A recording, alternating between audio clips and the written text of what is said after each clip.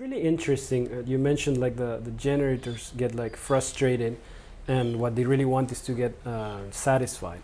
And I think this is one of the main things that we can pay attention when we're starting a human design journey, because each of the aura types has a dynamic in this sense, you know. And for instance, the projector wants to feel recognized, wants to feel seen and acknowledged and valued as a figure that can see beyond, you know, that has vision, that can really see where the energy needs to go and have to be more efficient with this energy. They're like organizers in a way.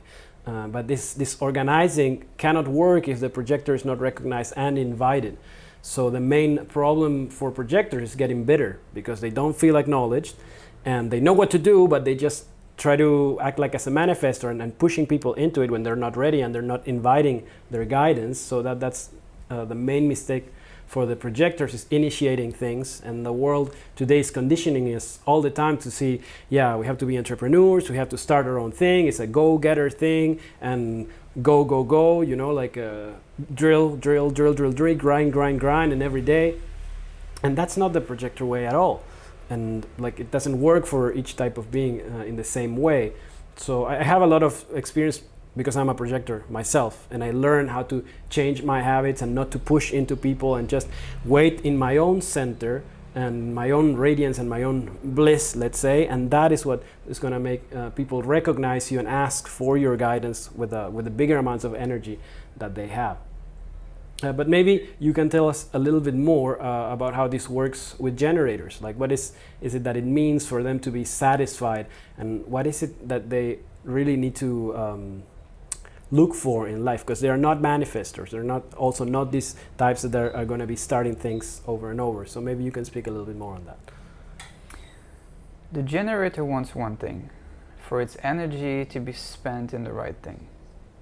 If a generator can be busy all day long doing what it loves to be doing, it will be happy.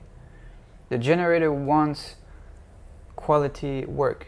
The generator wants to feel like it's making a difference through its work. It's all about their work and what they're here to do.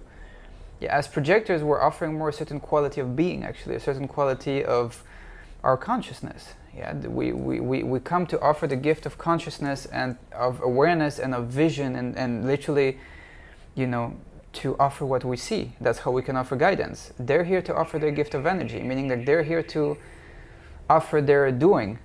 And if they're not doing, it's not just if they're not doing, if they're doing the wrong thing, they will not be satisfied.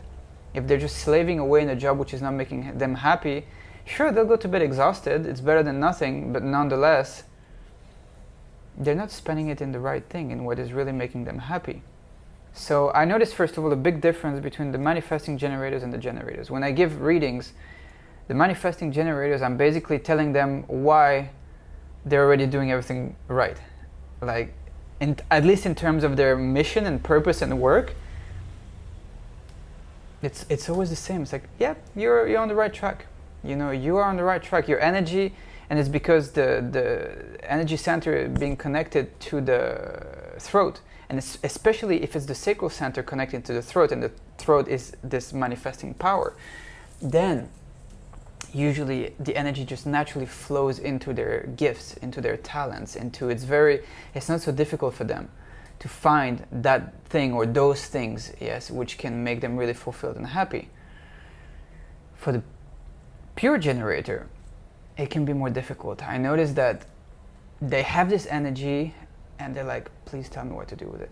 Like, I'm lost. And it doesn't matter whether they're 25 or 55. I noticed the same pattern. It's like, please just tell me what I'm supposed to do. You know, and they're like, God, kill me if you don't tell me soon what I'm supposed to be doing with all this energy.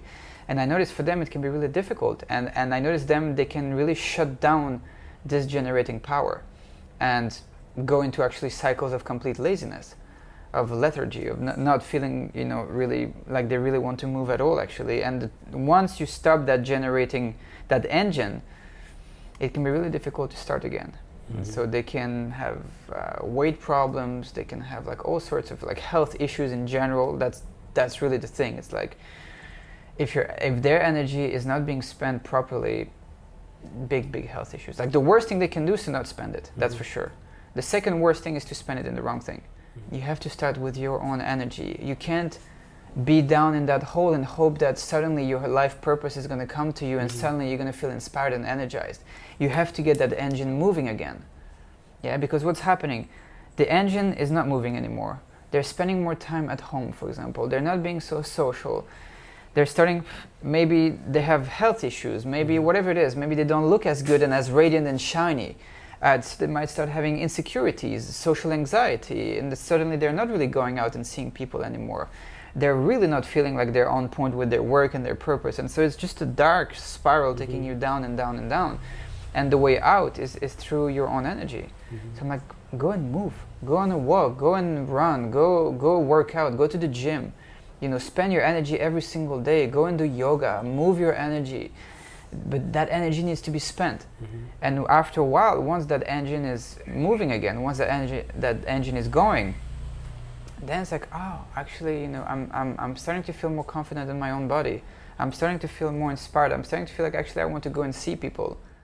Waiting, you know, they're all waiting for this message from God, you know, like this is what you're meant to do in this life. You know, it's like, actually no, especially for you, the pure generator, you're meant to get into this state of flow. It's like, just don't get stuck, keep moving, you know, and then it comes.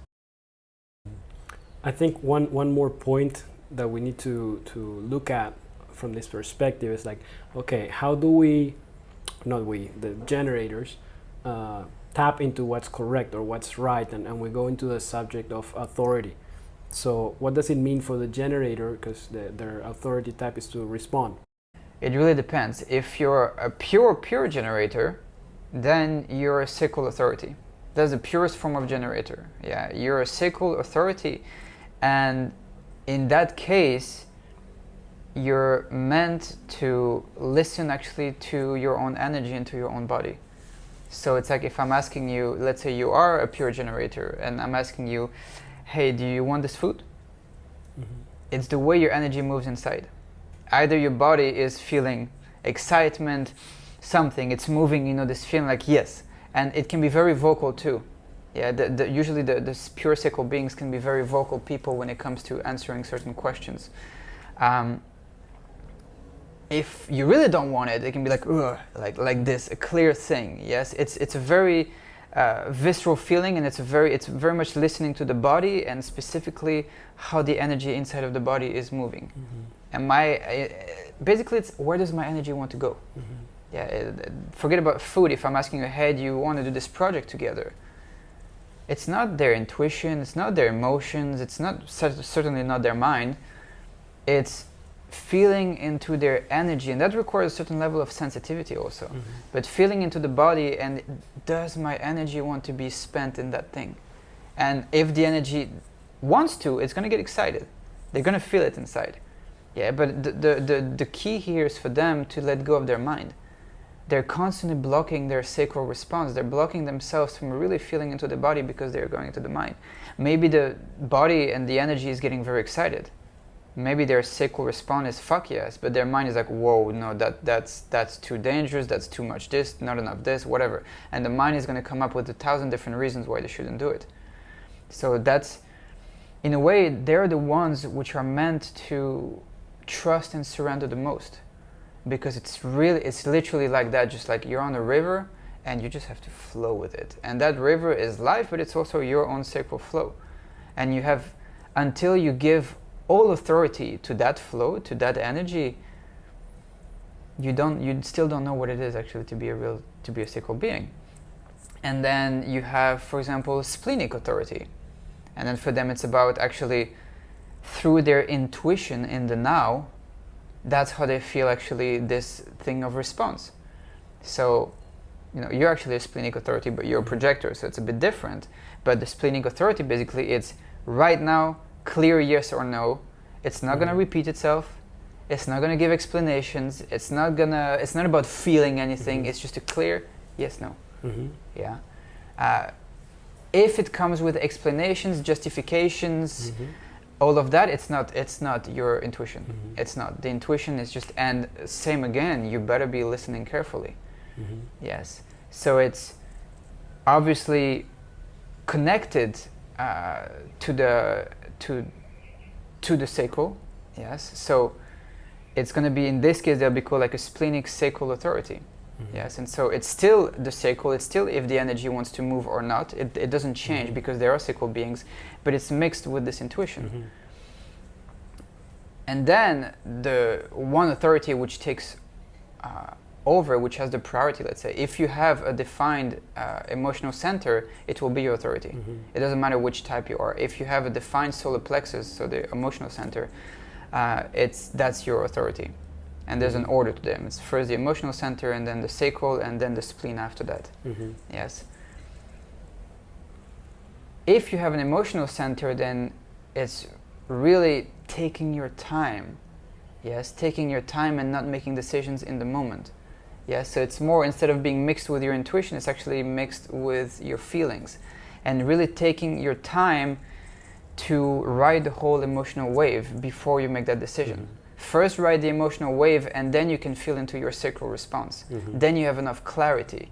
And when I say emotional wave, I mean the highs of excitement, the lows of maybe fear or laziness or whatever it is, regarding like a certain decision. And then when you come to that neutral point, then you can feel into your sacral response. And so you have all sorts of ways, but at the end of the day, when you're a sacral being, it's, does my energy want to go there or not? If you're more splenic, you can decide in the now. If you're more emotional, you really should wait before you make that decision.